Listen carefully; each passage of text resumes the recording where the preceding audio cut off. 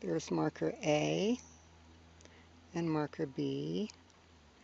That's 1/3, and the back is 2/3. I'm going to knit to A and stop. So I've knit to A, there's my yarn. I've taken the markers off because my needle intersections will serve as to hold those positions of the markers. This is how I would do it with 2 circulars. With 1 long circ, you simply have a cable section, a loop out at the intersection, and the other loop and ends would be out here. Front, A, B, back, where the heel will grow. And here we are with DPNs. Front, back. You can see that the back is 2/3 and the front is 1/3.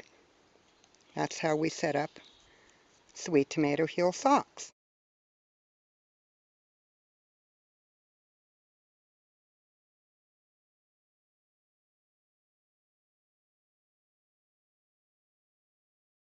Need to begin the first short row. This is A and B. Here is the front. I have the back 2/3 scrunched up on the back needle. It fits just fine. And we're going to begin by slipping the first stitch purlwise. Just go in like that, take it off. Now you want it to be tight, but it's not possible to tighten it all by itself. It needs a friend to help it stay tight. So purl the second stitch, tighten it up, and then that one could use a friend too. So as you do this third one, tighten that, and that will hold your slip stitch and those two. Now simply purl all the way to the end of this needle, which ends at B. The end of the needle, we've slipped the first one, tightened those up, purled all the way to B at the end. B is at the intersection. So we now turn, and we're going to do the same thing going back, except this time we're going to stop short, and of course we're knitting. So slip that first stitch, and we want to tighten it up, but as you know, we can't get it tight by itself, so we take the second stitch, knit it, tighten it up, and as we do the third one, tighten them both. Hold them tight and don't worry about the rest. Now I'm going to knit until there are 2 left on this knit.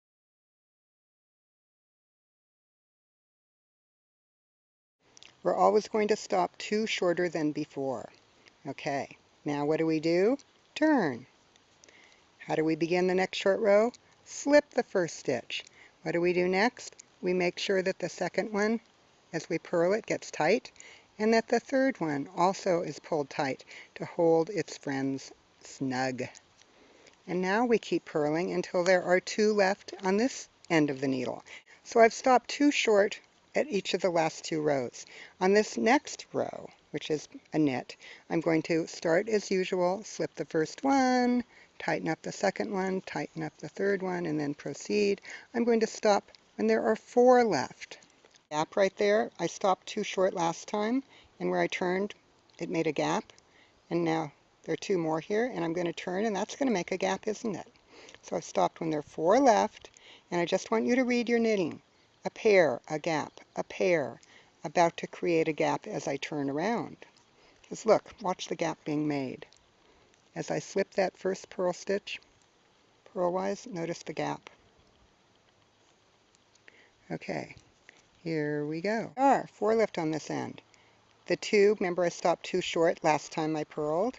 There's the gap, there's a pair, and here's the next gap that's going to be made. So you're going to be creating pair, gap, pair, gap, pair, gap. And if you ever get lost, just count off a pair, a pair. Make sure there's a gap there, and you always turn 2 before the last gap you made. See, we're making the gap here 2 before this one. Watch me make it. Always, by the way, when you slip purlwise, notice I moved the yarn to the back. That's because I'm knitting. If I didn't move the yarn to the back, it would cross over the front, and it would look funny. Keep the yarn where it belongs as you slip purlwise.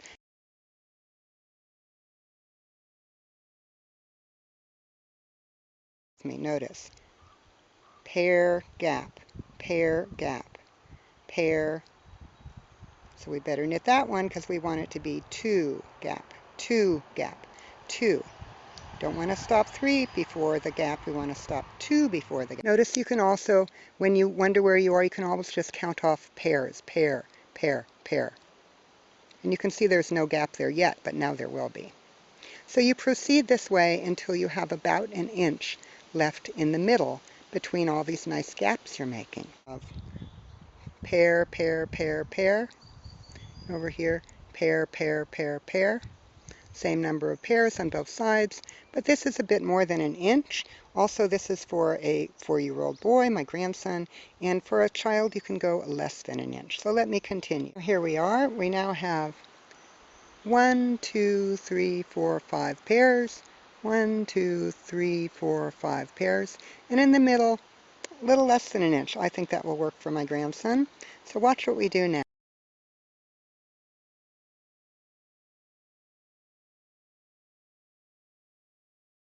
We slip the first stitch just like we were going to do another short row, and we tighten up just like we were going to do another short row, but we aren't going to. We're going to knit up to, see there's the first gap there? Normally we would turn here, wouldn't we? But instead of turning here, we're going to knit one more so that there's one before the gap. And now watch this. This astonished me when I noticed it worked. Okay, let me lift this off just so you can look at it. See what we've got here? I'm holding the youngest generation of stitches. The youngest generation is the daughter. Here's the mother. There's the grandmother, but we don't need to think about the grandmother. What we want to do, the mother says, let me ride, this is a horse, let me ride that horse with you and let me sit in front. Just lift her up like that. Do that again for you. All you do is lift her up, put her on the horse, and then knit them together like that. I'm coming through just like I would for a knit two together. Here we are. Notice it's all closed up. Now knit one. By the way, we call this thanks Ma. Lift up Ma, put her on board, knit them together through the back, knit one. Why does this work, you might wonder? Well, I'll tell you why. Here's Mom. Mom's arm is going across the gap right there. When you lift her up, her leg that bridges the gap gets shortened and closes the gap. It is that simple. Do not overcomplicate it. Lift Ma up on the horse. Thanks, Ma. Knit one. Notice that we're always thanking Ma right before the gap because she's in charge of closing the gap. So she always precedes the gap going down this way. And then you knit one because remember there was pairs of stitches, so that one gets knit, and there's a thanks Ma. How do you know it's a thanks Ma? There's the gap. Ma is looking down on the gap that she's trying to close. There she goes. Then a knit one. And the last one, by the way, this would be A here. Lift up Ma, knit them together. Looks like that. Pretty nice, huh? Now, you're not going to turn around and go back. You're going to rotate and look at the beautiful front, and you're going to knit across the front. You haven't looked at it for a while. You've knit one wedge. Now we knit across the front. You simply work your way across the front.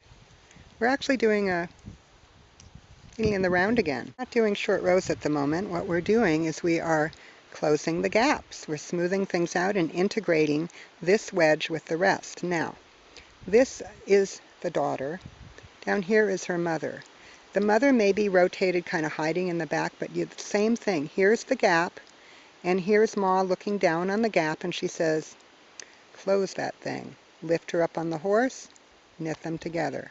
Same move as you made before. Then you knit one. You always knit one after the thanks Ma. Lift up her leg, put her on board, knit them together. It's not a decrease, by the way, knit one. It's not a decrease because she is simply the previous generation and she's just joining her daughter in order to close the gap. Notice how there's a gap and Ma's looking down on it. Notice on the other side Ma looked down also, but Ma was looking down that way when we were going down the first side. Coming up the hill, she's looking down this way. Lift Ma up, knit them together. Voila. There's the gap, there's Ma's leg. Lift Ma up, the leg shortens. Knit them together, knit one. You keep going until there are no more gaps. This might be our last gap. Let me show you. It is. You know how you can tell? So you're at the same level as the next stitch, and there just aren't any gaps. Now guess what? You get to play, you could say. I'm going to knit all the way down to A. That was B, this is A, because, look, A, B at the beginning of the end of the front. You knit all the way down to A. When you get down to A, and you just knit, no fancy business at all. When you get down to A, you have completed the first full thanks ma closure round. And you have a beautiful wedge, one wedge. You're going to have 3. I've knit all the way around to A again. There's A. As you know, A is at the beginning of the front and B is at the back. And so here we are. Yarn is at A, just like it was when we began the first wedge, by the way, if you want to admire how nice it looks. We're now going to do another wedge, exactly like the first one, precisely like the first one, nothing new to learn. When that one's done, we will do a third wedge, and then we'll be ready to start the leg. Notice we just did a full round, so at the end of the third wedge, we'll do full rounds right on up the leg. Second wedge. Notice I have 1, 2, 3, 4, 5 pairs separated by gaps. 1, 2, 3, 4, 5. In the middle, I have a short little flat area. So what I'm going to do, show you one more time, slip the first one, tighten up the next 2. It's just like what we did before. And you might remember, we don't knit to 2 before the gap, but 1 before the gap, because we're going to thank Ma. Thanks, Ma, for closing the gap. I've completed the third wedge. Here it is. Notice that this is kind of smooth, isn't it? This is a short row heel, technically, because I made it with short rows, but it's very different than your standard short row heel because it's made of 3 wedges, which have gentle slopes, not 45-degree angles. I don't know what it is, but maybe 30. And there are 3 of them. If you have a rather large heel, you can have 4 of them. If you have a really little heel, you could have 2.5. Also, it's different because each wedge is integrated with several full rounds after it's completed, so that everything is very smooth and lovely. The book is full of lots of things on how to fit individual feet. I won't go into them here. I just want to be sure you see how it works and how smooth the result is. And this little sock, by the way, is going to be the exclusive sock. It's a prototype. It's not done yet. I'm just working out the stitch design. There will be probably a bunch of this on it, but this is for my grandson, so I can put just a little bit and play with the design. And you'll find that in my ebook, Cat's Sweet Tomato Heel Socks. That particular pattern will be exclusive to the ebook. It'll never be released as a single. So, I hope you'll give this a try, and I hope you'll find that this might be your new short row heel that is smooth like a tomato. Smooth like a tomato, look at that, and fits like not like a tomato, but like something else that fits you really well, like a sock.